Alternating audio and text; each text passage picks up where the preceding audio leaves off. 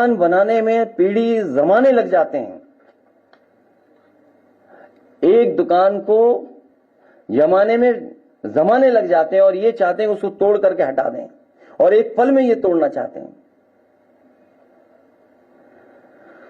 और सबसे बड़ी बात तो यह है कि भाजपाई जो नेगेटिव है, नकारात्मक है, संकीर्ण सोच है, वो कैसे चौड़ीकरण की बात कर रहे हैं। चौड़ीकरण भाजपा की संकीर्ण सियासत की साजिश है। ये साजिश कर रही है।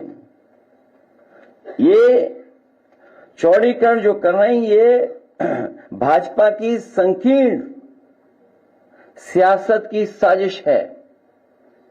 ये एक विरोधाभास भी है, क्योंकि संक्रिय बहुत नकारात्मक सोच वाले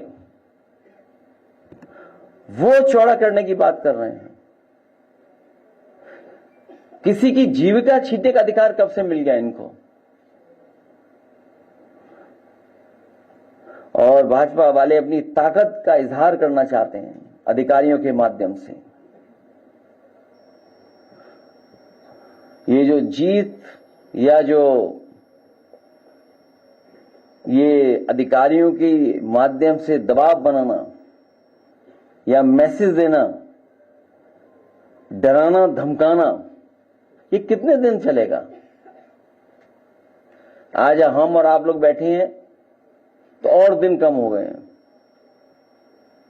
पहले बैठे थे तो न जाने कितने दिन थे, 20-25 दिन और कम हो गए। तो हर दिन कम हो रहा है। और इन्होंने कोई ऐसा एग्जाम्पलरी काम किया हो तो बताएं। समाजवादी सरकार में मॉल बना था लखनऊ में, वो बेच दिया इन्होंने। ये तो बेचने वाले लोग हैं। कहीं ऐसा तो नहीं कि ये बड़े बड़े लोगों से मिलकर के कोई बहुत बड़ी साजिश कर रहे हो। वर्णा जैसी नदी को साफ रख करके और वाराणसी का ट्रैफिक कैसे कम हो, उसके लिए जो रिवर फ्रंट की तैयारी थी वो भी इन्होंने रोक दी। अब कभी कभी सोचते हैं कि कुछ लोग तस्वीरें चलाते हैं कि वर्णा नदी पर हम ये डेवलपमेंट करने जा रहे हैं, जबकि जो प्रोजेक्ट उस समय बना था उससे वर्णा नदी साफ भी हो गई होती, लोगों को आने जाने का रास्ता मिल जाता, पार्किंग की जगह मिल जाती।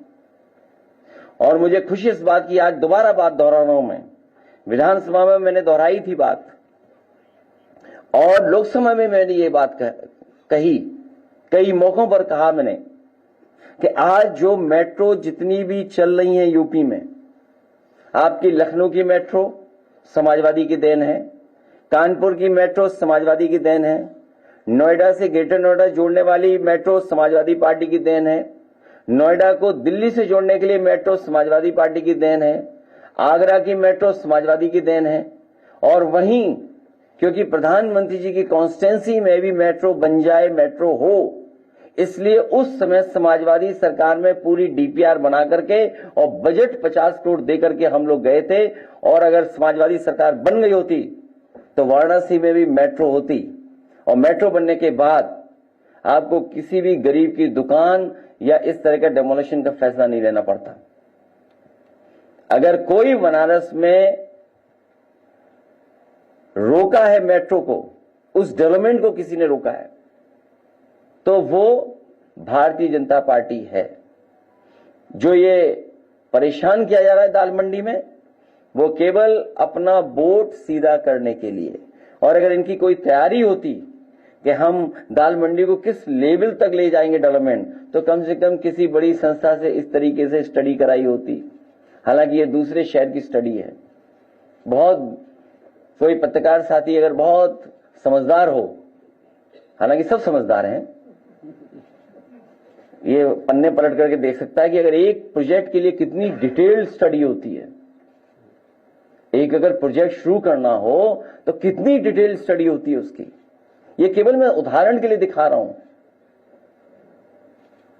और कितनी डिटेल्ड स्टडी है सोचिए, केवल छोटे से इलाके के लिए।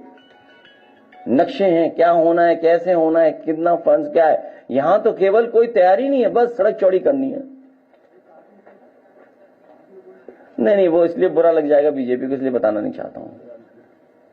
आपको अलग से दिखा दूंगा। आप केवल उन्हीं के पास भेज देना, लेकिन बताओगे नहीं, बोलोगे नहीं है, लो दीजिए उन्हें, पन्ने पलट के देख लो अगर लगे कि नहीं है, और फिर वापस कर देना किताब। ठीक है, मैं चाहूंगा कुछ आधे की बोलो, व्यापारी बता दें, और फिर सवाल पूछ लेना बाद में। 3 व्यापारी लोग बोलना चाहते हैं।